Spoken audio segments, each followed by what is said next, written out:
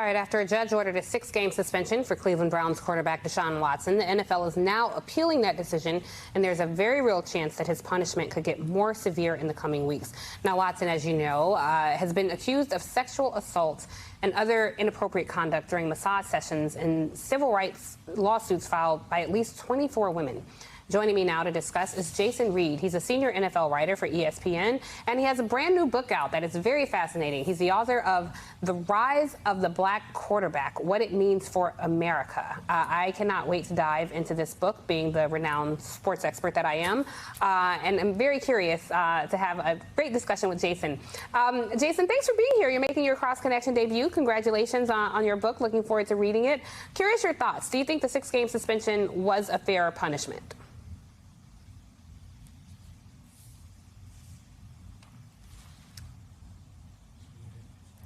Sorry, forgot to unmute. All right.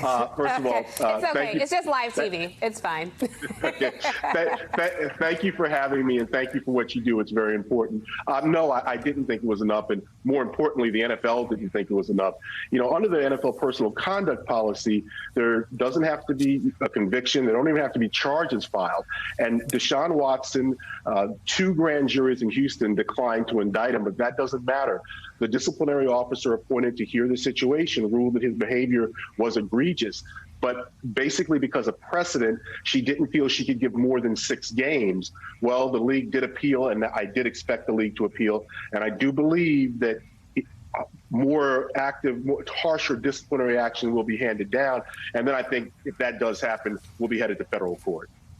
Now, the latest reporting is that Deshaun Watson nixed a settlement that from the NFL that would have suspended him for less than a year, and now the punishment could be worse. I'm curious the backstory and what the punishment that might look like that could come out from the NFL, because it could be harsher now.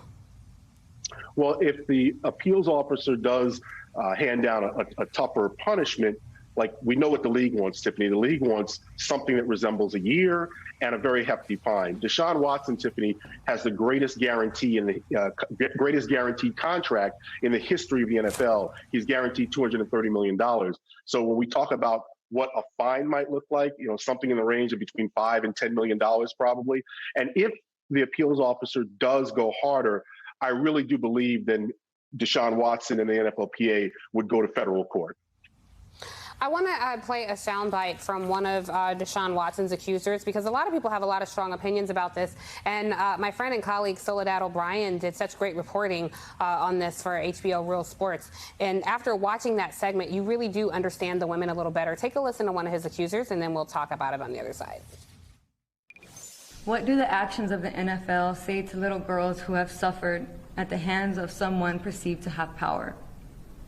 That it's not a big deal? That they don't care?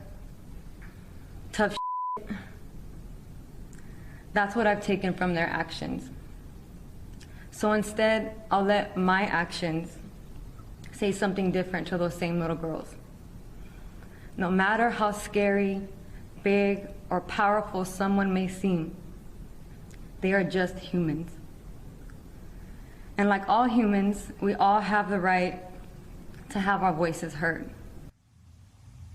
So I'm going to be talking to Tarana Burke in the next block, but I have to ask you, Jason, as a man, particularly a black man, because I've heard so much vitriol about women coming out when they make these accusations, and it's, you know, it's challenging to explain, but if something is not a full-throated, yes, I want to do this, yes, please undress in my presence, then anything beyond that is predatory behavior. And it breaks my heart to see my brethren on the opposite divide of this. So many folks who attack these women and women who attack the women. It's just baffling to me, and I'm just curious why you think that is. Well, I mean, how much time do we have here to go into the history of America and misogyny? And well, I mean, and that's the thing. I mean, the reality of it is there were clearly credible claims here made against Deshaun Watson. And the initial 6-game suspension, the optics of that were horrible. I mean, look, when you see that 2 grand juries declined to indict, that doesn't mean that there isn't something here that was absolutely reprehensible.